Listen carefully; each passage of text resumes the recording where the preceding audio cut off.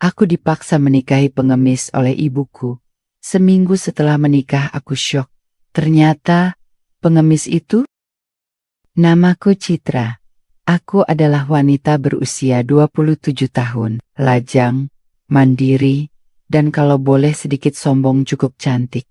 Hidupku selama ini berjalan sesuai rencana. Setelah lulus kuliah dengan predikat Kamlot, aku langsung bekerja di sebuah perusahaan pemasaran ternama di kotaku. Karirku cukup gemilang, dan aku menikmati kebebasan sebagai wanita lajang tanpa beban apapun. Tapi semuanya berubah dalam sekejap.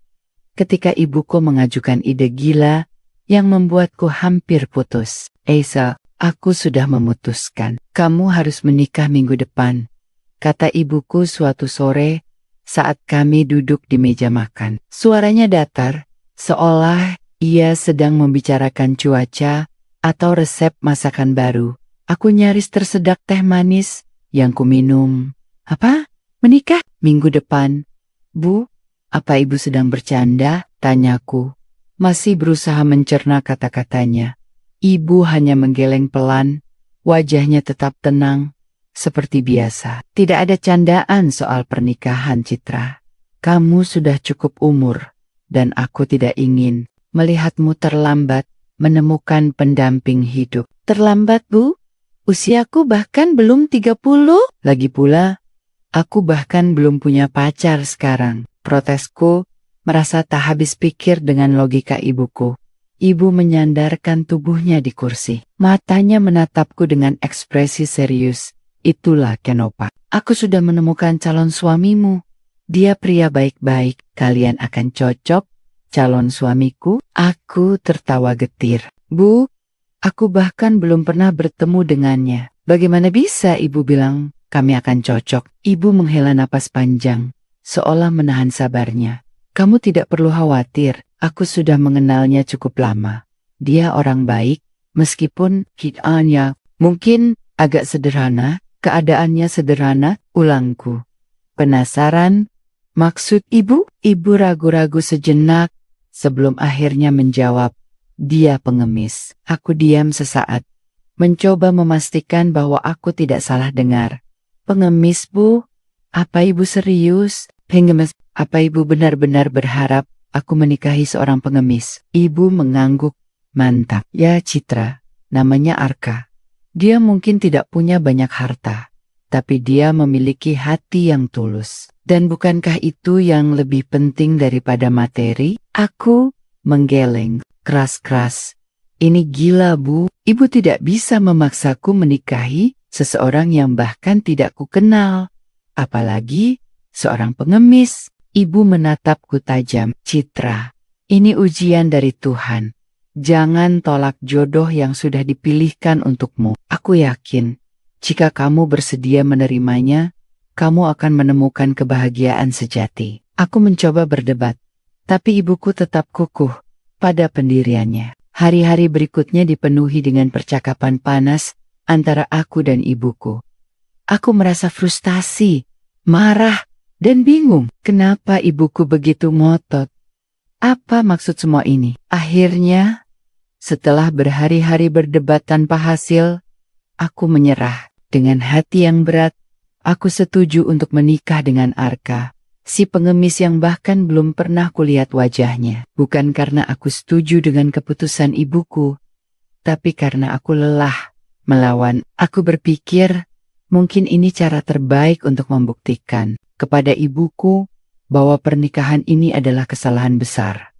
Namun, di balik rasa pasrah itu, ada sebersit rasa penasaran. Siapa sebenarnya Arka? Apakah dia benar-benar seorang pengemis seperti yang dikatakan ibuku? Atau ada sesuatu yang lebih besar? Di balik semua ini, hari pernikahan tiba lebih cepat dari yang kubayangkan. Saat aku berdiri di pelaminan, mengenakan gaun putih yang indah, aku melihat sosok pria yang disebut-sebut sebagai calon suamiku. Wajahnya tampan, meskipun pakaiannya sederhana dan tubuhnya kurus. Matanya teduh, seolah menyimpan rahasia yang tak bisa ku mengerti. Selamat menempuh hidup baru, bisik ibuku di telingaku saat prosesi pernikahan dimulai. Aku hanya bisa tersenyum. Get here, entah bagaimana. Aku merasa bahwa ini bukan akhir dari cerita, melainkan awal dari sesuatu yang jauh lebih rumit daripada yang bisa kubayangkan. Pernikahan itu berlalu begitu saja, seperti mimpi buruk yang terasa kabur di ingatanku. Setelah acara resepsi sederhana yang diselenggarakan ibuku tanpa tamu undangan yang banyak. Karena alasan keterbatasan waktu, aku dan Arka langsung pulang ke rumah baruku. Ya, rumah baruku. Aku bahkan tidak tahu sebelumnya bahwa Arka memiliki tempat tinggal. Aku mengira kami akan tinggal di gubuk reot atau semacamnya. Tapi ternyata ia memiliki sebuah rumah kecil yang cukup bersih dan nyaman di pinggiran kota. Namun, meskipun rumahnya lumayan layak huni, aku tetap merasa canggung dan tidak nyaman. Bagaimana bisa aku, Citra, wanita karier yang selalu menjaga penampilan dan harga diri, harus menikahi seorang pria yang awalnya aku ketahui sebagai pengemis? Ini semua terasa seperti lelucon yang tak lucu. Malam pertama setelah pernikahan adalah salah satu momen paling aneh dalam hidupku. Kami duduk di ruang tamu, saling diam tanpa bicara. Arka tampak tenang, seolah-olah tidak ada yang aneh dengan situasi ini. Dia duduk di sofa dengan postur santai, matanya menyapu ruangan dengan ekspresi damai. Sedangkan aku duduk di kursi lain, memeluk lututku erat-erat, mencoba mencerna kenyataan baru ini. Kamu pasti bingung, katanya. Akhirnya suaranya lembut, namun tegas. Aku mendongak, menatapnya dengan mata penuh rasa penasaran dan sedikit curiga. Tentu saja, aku bingung. Bagaimana mungkin? Aku tidak bingung. Seminggu lalu aku masih bebas, lajang, dan punya karier yang baik. Sekarang, lihat aku, menikah dengan seorang pengemis. Arka tersenyum tipis, seolah ia sudah menduga reaksiku. Aku tahu ini sulit untukmu, tapi aku ingin kamu tahu. Aku tidak akan menyulitkanmu. Aku hanya ingin kita bisa hidup bersama dengan damai. Apa maksudmu dengan damai? Apa kamu pikir aku bisa hidup damai dengan situasi seperti ini? Tanyaku. Nada suaraku meninggi. Bagaimana mungkin aku bisa tenang kalau aku bahkan tidak tahu siapa kamu sebenarnya? Arka menatapku dalam-dalam. Matanya penuh dengan ketulusan. Citra, aku mengerti perasaanmu. Aku juga tidak memilih untuk berada di posisi ini. Tapi aku berjanji, aku akan berusaha menjadi suami yang baik untukmu. Aku menghela napas panjang, mencoba menenangkan diri. Mungkin dia benar, mungkin aku terlalu keras padanya. Lagi pula, dia tidak melakukan kesalahan apapun. Dia hanyalah korban dari keputusan gila ibuku. Tapi tetap saja, rasanya sulit untuk menerima kenyataan ini. Hari-hari berikutnya tidak jauh berbeda. Arka selalu bersikap baik dan sopan padaku. Dia membantu membersihkan rumah, memasak, bahkan mencuci pakaian. Aku tidak pernah melihat sikap malas atau kasar darinya. Sebaliknya, dia selalu tersenyum dan berbicara dengan lembut. Namun, semakin lama aku mengamati dia, semakin aku merasa ada sesuatu yang aneh. Suatu pagi, saat aku sedang duduk di meja makan sambil minum kopi, aku melihat Arka keluar rumah dengan langkah cepat. Dia mengenakan jaket tua yang sering dipakainya, tapi kali ini dia membawa tas kecil yang tampak lebih modern daripada barang-barang lain yang biasa dia gunakan. Aku penasaran, jadi aku mengintip dari balik jendela. Arka berjalan menuju halte bus yang tidak jauh dari rumah. Namun, alih-alih menunggu bus, dia masuk ke dalam mobil sedan hitam yang diparkir di sana. Aku hampir tersedak kopiku. Mobil sedan? Sejak kapan seorang pengemis punya akses ke mobil? Rasa penasaranku semakin besar. Siapa sebenarnya Arka? Kenapa dia selalu pergi entah kemana setiap pagi? Dan kenapa dia terlihat begitu tenang, meskipun statusnya sebagai pengemis seharusnya membuatnya merasa rendah diri? Malam itu, aku memutuskan untuk bertanya langsung padanya. Saat dia pulang, aku sudah menunggunya di ruang tamu dengan wajah serius. Arka, panggilku pelan, tapi nada suaraku terdengar tegas.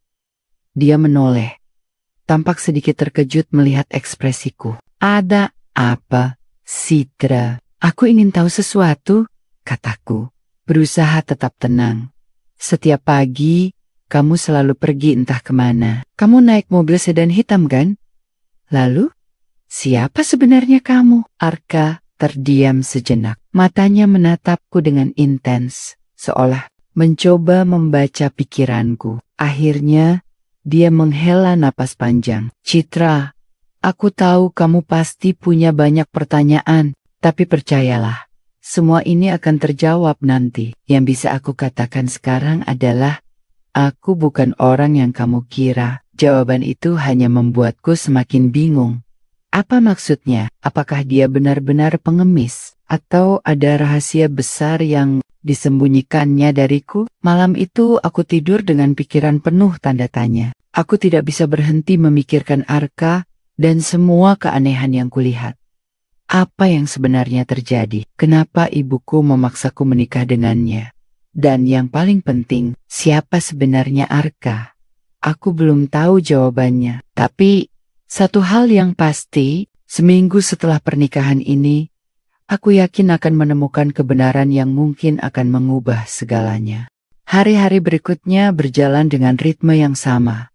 Arka pergi pagi-pagi, dan aku ditinggal sendirian di rumah. Aku mencoba menjalani rutinitas seperti biasa, membersihkan rumah, menyiapkan makanan, bahkan sesekali membaca buku atau menonton film untuk mengisi waktu luang. Namun, ada satu hal yang tak bisa kuhindari. Rasa penasaranku terhadap Arka semakin memuncak. Aku mulai menyadari bahwa ada banyak hal aneh tentang suamiku itu. Selain mobil sedan hitam yang ia naiki setiap pagi, dia juga sering menerima telepon penting saat berada di rumah. Setiap kali ponselnya berdering, ia selalu menjawab dengan nada formal, seolah-olah sedang berbicara dengan seseorang yang memiliki otoritas tinggi. Aku mendengar beberapa kata-kata yang tidak biasa dalam percakapannya.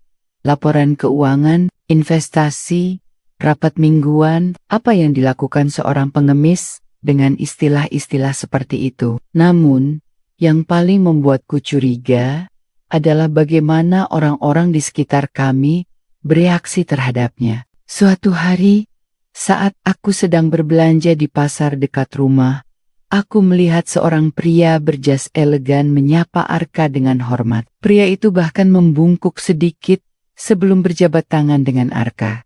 Seolah-olah Arka adalah bosnya. Aku hanya bisa terpaku, bingung dan heran. Sejak kapan seorang pengemis dihormati seperti itu? Kejadian lain terjadi beberapa hari kemudian. Saat aku sedang berjalan-jalan di pusat kota untuk menghilangkan stres, aku melihat Arka masuk ke gedung perkantoran. Mewah, gedung itu adalah salah satu gedung tertinggi di kotaku.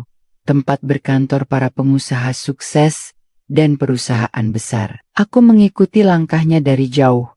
Hatiku berdebar-debar. Apa yang dia lakukan di sana? Aku melihatnya melewati pintu utama. Dengan santai, seolah-olah ia sudah sering datang ke tempat itu. Di dalam gedung, beberapa orang langsung menyapanya dengan senyum ramah. Bahkan, seorang sekretaris cantik membungkuk hormat padanya sebelum memberikan sebuah dokumen tebal. Aku hampir tidak percaya dengan apa yang kulihat. Bagaimana mungkin seorang pengemis bisa diterima di tempat seperti ini? Setelah beberapa saat, aku memutuskan untuk pulang. Pikiranku dipenuhi pertanyaan tanpa jawaban.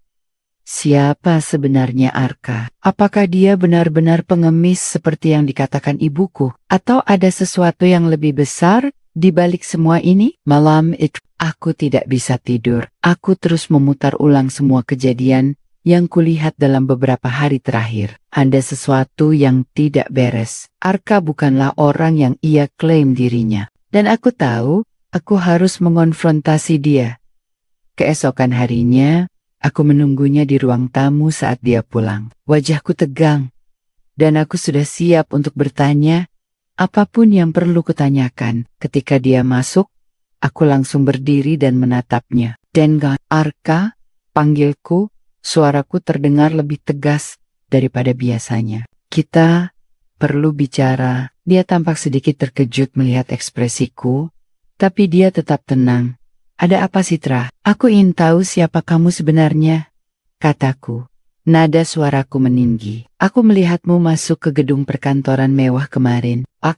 Orang-orang di sana memperlakukanmu seperti bos mereka. Lalu, apa maksud semua ini? Apa kamu benar-benar pengemis seperti yang dikatakan ibuku? Arka terdiam sejenak. Matanya menatapku dengan intens. Dia tampak ragu-ragu, seolah sedang mempertimbangkan apakah akan mengatakan yang sebenarnya atau tidak. Akhirnya, dia menghela napas panjang. Citra, katanya pelan. Aku tahu, kamu pasti bingung. Tapi, aku ingin kamu mendengarkan baik-baik. Aku bukan pengemis. Jantungku berdegup kencang. Apa katanya? Bukan pengemis. Lalu, siapa kamu? Tonyak, suaraku bergetar antara marah dan penasaran. Aku adalah pemilik beberapa bisnis besar di kota ini, katanya. Akhirnya, nada suaranya mantap. Penyamaranku sebagai pengemis adalah bagian dari rencana yang disusun bersama ibumu. Aku terdiam. Dunia serasa berhenti berputar. Apa yang baru saja dia katakan? Ibuku, tanyaku. Masih belum bisa memproses informasi itu. Arka mengangguk. Ya, ibumu ingin mengujimu. Dia ingin melihat apakah kamu bisa menerima pasangan tanpa memandang status sosial atau materi. Itulah kenapa dia memintamu menikah denganku. Meskipun awalnya kamu mengira aku hanyalah seorang pengemis. Aku merasa seperti disambar petir. Semua kejadian selama ini, pernikahan yang dipaksakan. Sikap aneh Arka, keanehan di sekitar kami semua itu adalah bagian dari rencana besar yang dirancang oleh ibuku dan Arka. Mereka menggunakan penyamaran ini untuk menguji karakterku. Tapi, bagaimana bisa? Kenapa ibuku melakukan ini padaku? Kenapa dia tidak memberitahuku dari awal? Aku merasa dikhianati, diperalat, dan dijadikan objek eksperimen. Kenapa? Kenapa ibuku melakukan ini? Tonyak, suaraku bergetar karena amarah dan kecewa.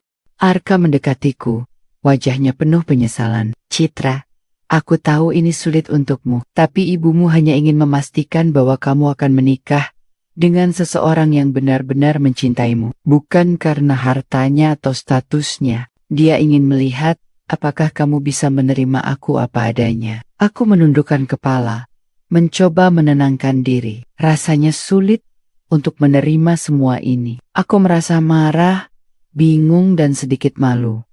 Tapi di sisi lain, aku juga merasa lega. Sekarang aku tahu kebenarannya. Kenapa kamu tidak memberitahuku dari awal? Tanyaku lagi. Suaraku lebih lembut kali ini. Aku ingin memberitahumu, katanya. Tapi ibumu meminta kami menunggu sampai seminggu setelah pernikahan. Dia ingin melihat apakah kamu benar-benar bisa menerima aku tanpa syarat.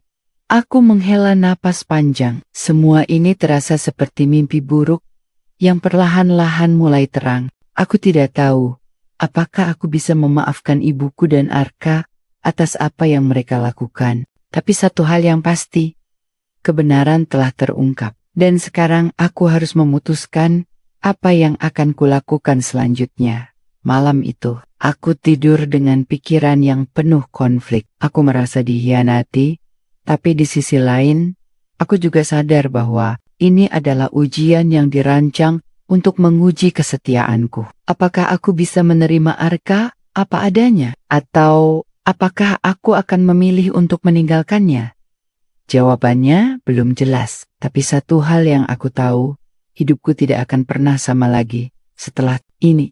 Setelah pengakuan Arka malam itu, aku tidak bisa tidur. Pikiranku dipenuhi oleh berbagai emosi yang saling bertentangan, kemarahan, kekecewaan, rasa dikhianati, tapi juga sedikit lega karena akhirnya mengetahui kebenaran. Namun, di tengah semua kebingungan ini, satu hal yang pasti adalah bahwa aku merasa telah dijadikan objek eksperimen tanpa persetujuanku. Bagaimana ibuku dan Arka bisa memutuskan untuk melakukan ini tanpa memberitahuku? Apakah mereka benar-benar berpikir bahwa ini adalah cara yang tepat untuk menguji karakter seseorang? Keesokan harinya, aku memutuskan untuk menghadapi ibuku. Aku tahu aku harus mendapatkan jawaban langsung darinya. Dengan hati yang penuh amarah, aku pergi ke rumah ibuku tanpa memberitahunya terlebih dahulu. Saat aku sampai,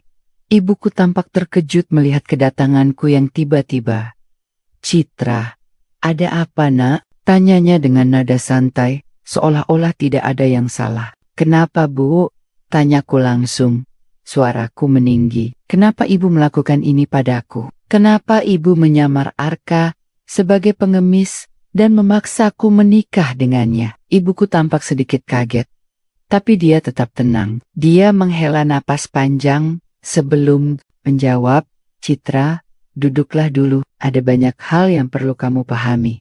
"Aku tidak mau duduk," bentukku. "Aku hanya ingin tahu kenapa Ibu memperlakukan aku seperti ini. Apa Ibu pikir ini lucu? Apa Ibu tidak memikirkan perasaanku sama sekali?" Ibuku tampak sedih. Matanya menatapku dengan penuh penyesalan. "Citra, aku tahu kamu marah, tapi ini dilakukan demi kebaikanmu." "Demi kebaikanku?" ulangku, suaraku penuh dengan ketidakpercayaan. "Bagaimana bisa Ibu bilang ini demi kebaikanku? Ibu membuatku menikahi seseorang yang kukira pengemis. Ibu membuatku merasa malu, rendah diri, dan bingung. Selama seminggu ini, ibuku mengambil kursi dan duduk di depanku. Dia menatapku dengan ekspresi serius. "Citra, dengarkan aku. Aku tahu ini sulit bagimu, tapi aku melakukan ini karena aku ingin memastikan bahwa kamu akan menikah dengan seseorang yang mencintaimu dengan tulus, bukan karena hartanya atau status sosialnya. Banyak orang di luar sana yang hanya tertarik pada materi. Aku tidak ingin kamu menjadi korban dari hubungan seperti itu." Aku terdiam sesaat, mencoba mencerna kata-katanya. "Jadi, Ibu dan Arka bekerja sama untuk mengujiku, untuk melihat apakah aku bisa menerima pasangan tanpa memandang materi." Ibuku mengangguk pelan. "Ya, Citra, ini adalah ujian. Aku ingin melihat apakah kamu bisa menerima Arka apa adanya, tanpa syarat. Aku tahu kamu mungkin merasa dikhianati, tapi aku hanya ingin memastikan bahwa kamu akan bahagia di masa depan." Aku merasa dadaku sesak. Kata-kata ibuku masuk akal, tapi cara yang ia gunakan untuk menguji aku terasa begitu salah. "Bu, aku mengerti maksud Ibu, tapi cara ini terlalu menyakitkan. Ibu tidak bisa memperlakukanku seperti ini tanpa persetujuanku. Aku merasa seperti boneka dalam rencana gila Ibu dan Arka." Ibuku menundukkan kepala, wajahnya penuh penyesalan. "Aku minta maaf, Citra. Aku tahu ini salah. Aku seharusnya lebih mempertimbangkan perasaanmu. Tapi, aku hanya ingin yang terbaik untukmu." Aku menghela napas panjang, mencoba menenangkan diri. "Baiklah, Bu. Aku mengerti alasan Ibu, tapi ini tidak mudah untukku. Aku butuh waktu untuk memikirkan semuanya." Setelah meninggalkan rumah ibuku, aku kembali ke rumah. Aku masih merasa bingung dan marah. Tapi aku juga mulai merenungkan tujuan di balik semua ini. Mungkin ibuku benar. Mungkin dia hanya ingin memastikan bahwa aku akan menikah dengan seseorang yang benar-benar mencintaiku, bukan karena harta atau status. Tapi tetap saja, cara yang digunakan terasa tidak adil. Saat aku sampai di rumah, Arka sudah menungguku. Wajahnya tampak cemas, seolah-olah ia tahu bahwa aku baru saja menghadapi ibuku. "Citra," katanya pelan, "apa kamu baik-baik saja?" Aku dengan mata yang penuh emosi. "Aku tidak tahu, Arka. Aku masih marah. Aku merasa dikhianati oleh ibuku dan olehmu. Kalian berdua memanipulasi aku tanpa persetujuanku. Bagaimana bisa kalian berpikir bahwa ini adalah cara yang tepat untuk menguji seseorang?" Arka mendekatiku, matanya penuh dengan penyesalan. "Citra, Aku tahu ini salah. Aku seharusnya memberitahumu dari awal. Tapi aku percaya pada niat baik ibumu. Dia hanya ingin memastikan bahwa kita bisa bersama tanpa memandang materi atau status. Aku menghela napas panjang. Aku tahu, tapi tetap saja, cara ini terasa tidak adil. Aku merasa seperti dijadikan objek eksperimen. Arka mengangguk. Wajahnya penuh dengan kesedihan. Aku minta maaf, Citra. Aku tahu ini sulit untukmu, tapi aku pingin kamu tahu. Aku mencintaimu dengan tulus. Aku tidak peduli dengan status sosial. Talmud, aku hanya ingin kita bisa hidup bersama dengan damai. Aku terdiam, mencoba memproses kata-katanya. Di satu sisi, aku masih merasa marah dan dikhianati. Tapi di sisi lain, aku juga sadar bahwa Arka tidak memiliki niat buruk. Dia mengikuti rencana yang disusun oleh ibuku. Arka, kataku akhirnya. Suaraku lebih lembut kali ini. Aku butuh waktu untuk memikirkan semuanya. Aku tidak bisa langsung menerima semua ini begitu saja. Arka mengangguk. Wajahnya penuh dengan pengertian. Aku mengerti, Citra. Aku akan memberimu waktu, tapi aku ingin kamu tahu, aku akan selalu ada untukmu. Apapun keputusanmu, aku akan menghormatinya. Aku menatapnya, mencoba membaca ekspresinya. Matanya penuh dengan ketulusan. Mungkin dia benar. Mungkin dia memang mencintaiku dengan tulus. Tapi aku masih butuh waktu untuk memahami semuanya. Malam itu, aku duduk di ruang tamu, memikirkan semua yang telah terjadi. Aku merasa seperti berada di persimpangan jalan. Di satu sisi, aku merasa dikhianati oleh ibuku dan Arka. Tapi di sisi lain, aku juga sadar bahwa mereka hanya ingin yang terbaik untukku. Apakah aku bisa memaafkan mereka? Apakah aku bisa menerima Arka apa adanya?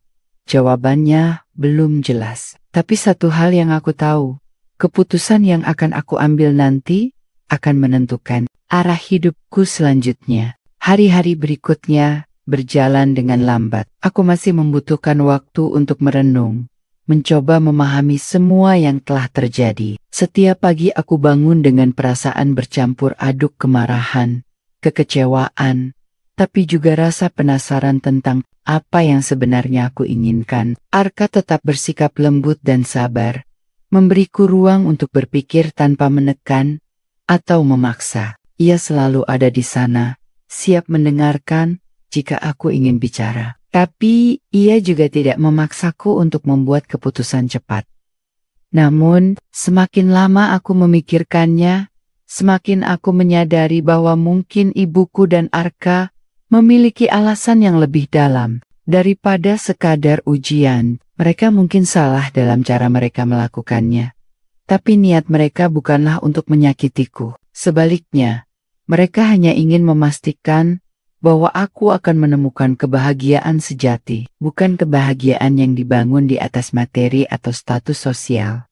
Suatu sore, aku duduk di halaman belakang rumah, menikmati angin sepoi-sepoi yang menyapu. Wajahku, pikiranku, mulai tenang setelah berhari-hari dipenuhi oleh emosi yang kacau. Aku mulai bertanya-tanya, apakah aku benar-benar marah karena rencana ini? Ataukah aku marah karena aku merasa tak berdaya menghadapi situasi yang tak bisa kukontrol? Tiba-tiba, suara langkah kaki pelan terdengar dari belakang. Aku menoleh dan melihat Arka berdiri di sana, membawa 2 cangkir teh hangat. Dia tersenyum tipis, lalu duduk di sampingku. Kamu tampak lebih tenang hari ini, katanya pelan, menyodorkan salah satu cangkir teh padaku.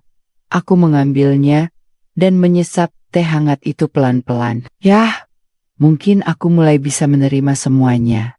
Arka menatapku dengan penuh perhatian. Pak, kamu sudah memutuskan sesuatu? Aku menghela napas panjang, mencoba merangkai kata-kata yang tepat. Arka, aku masih merasa sakit hati karena cara ini. Aku merasa seperti dijadikan objek eksperimen, tapi aku juga sadar bahwa ibuku dan kamu hanya ingin yang terbaik untukku. Kamu tidak melakukan ini untuk menyakitiku, kan? Arka menggeleng mantap. Tidak, Citra. Aku mencintaimu dengan tulus. Aku tidak peduli dengan status sosial atau materi. Aku hanya ingin kita bisa hidup bersama dengan damai. Aku tahu cara ini salah, tapi aku percaya pada niat baik ibumu. Aku tersenyum tipis, meskipun hatiku masih terasa berat. Aku tahu kamu tulus, Arka. Dan mungkin ibuku juga punya alasan yang baik, tapi aku butuh waktu untuk benar-benar memaafkan kalian berdua. Arka mengangguk. Matanya penuh dengan pengertian. Aku akan menunggu, Citra, selama yang kamu butuhkan. Beberapa hari kemudian, aku memutuskan untuk mengunjungi ibuku lagi. Kali ini, aku datang dengan hati yang lebih tenang. Saat aku masuk ke rumahnya, ibuku langsung menatapku dengan ekspresi khawatir. Citra, bagaimana kabarmu? Tanyanya pelan. Nada suaranya penuh dengan rasa bersalah. Aku tersenyum tipis. Aku baik-baik saja, Bu. Aku hanya ingin bicara. Ibuku mengangguk. Lalu kami duduk berhadapan di ruang tamu. Aku menatapnya dalam-dalam, mencoba memahami perasaannya. Bu, aku sudah memikirkan semuanya. Aku tahu ibu hanya ingin yang terbaik untukku. Tapi cara yang ibu gunakan itu menyakitiku. Ibu tidak bisa memperlakukan aku seperti ini tanpa persetujuanku. Ibuku menundukkan kepala. Matanya berkaca-kaca. Aku tahu, Nak. Aku minta maaf. Aku seharusnya lebih mempertimbangkan perasaanmu. Aku hanya ingin memastikan bahwa kamu akan bahagia. Aku menghela napas panjang. Aku mengerti maksud ibu, Bu, tapi aku butuh waktu untuk memaafkanmu. Ini bukan hal yang mudah untukku. Ibuku mengangguk. Air mata mulai mengalir di pipinya. Aku mengerti, Citra. Aku akan menunggu sampai kamu siap. Setelah pertemuan itu, aku merasa sedikit lega. Aku mulai menyadari bahwa meskipun cara yang digunakan ibuku dan Arka salah, niat mereka adalah demi kebahagiaanku. Aku tidak bisa terus-menerus hidup dalam kemarahan dan kebencian. Aku harus belajar untuk memaafkan dan melangkah maju. Beberapa hari kemudian, aku memutuskan untuk bicara dengan Arka lagi. Kami duduk di ruang tamu. Suasana hatiku sudah jauh lebih tenang. Arka, kataku pelan, aku sudah memikirkan semuanya. Aku tahu kamu mencintaiku dengan tulus, dan aku juga tahu bahwa ibuku hanya ingin yang terbaik untukku. Meskipun caranya salah, aku tidak bisa terus hidup dalam kemarahan. Arka menatapku dengan penuh harap. Jadi, apa keputusanmu, Citra? Aku tersenyum tipis, lalu menggenggam tangannya erat-erat. Aku memutuskan untuk menerima semuanya. Aku memaafkanmu, dan aku juga akan berusaha memaafkan ibuku. Aku tahu ini tidak akan mudah, tapi aku ingin kita bisa memulai hidup baru bersama. Wajah Arka langsung bersinar, matanya berkaca-kaca karena haru. Terima kasih, Citra. Aku janji, aku akan selalu mencintaimu dan menjaga kamu dengan sepenuh hati. Aku mengangguk, merasakan beban di hatiku perlahan-lahan mulai terangkat. Aku juga akan berusaha menjadi istri yang baik untukmu. Kita akan memulai semuanya dari awal, tanpa prasangka atau rahasia lagi. Beberapa minggu kemudian, hubungan kami mulai membaik. Aku mulai belajar untuk lebih menghargai Arka. Bukan karena statusnya sebagai pengusaha sukses, tapi karena ketulusannya mencintai. Aku juga mulai membangun kembali hubungan dengan ibuku, meskipun masih ada sedikit rasa canggung di antara kami. Namun, aku tahu bahwa dengan waktu, segalanya akan pulih. Cerita ini mengajarkanku banyak hal. Aku belajar bahwa cinta sejati tidak bergantung pada materi atau status sosial, melainkan pada ketulusan dan kesetiaan. Aku juga belajar untuk memaafkan dan melangkah maju, meskipun masa lalu penuh dengan luka. Dan sekarang, aku siap untuk memulai babak baru dalam hidupku bersama Arka. Dengan hati yang lebih lapang dan penuh harapan,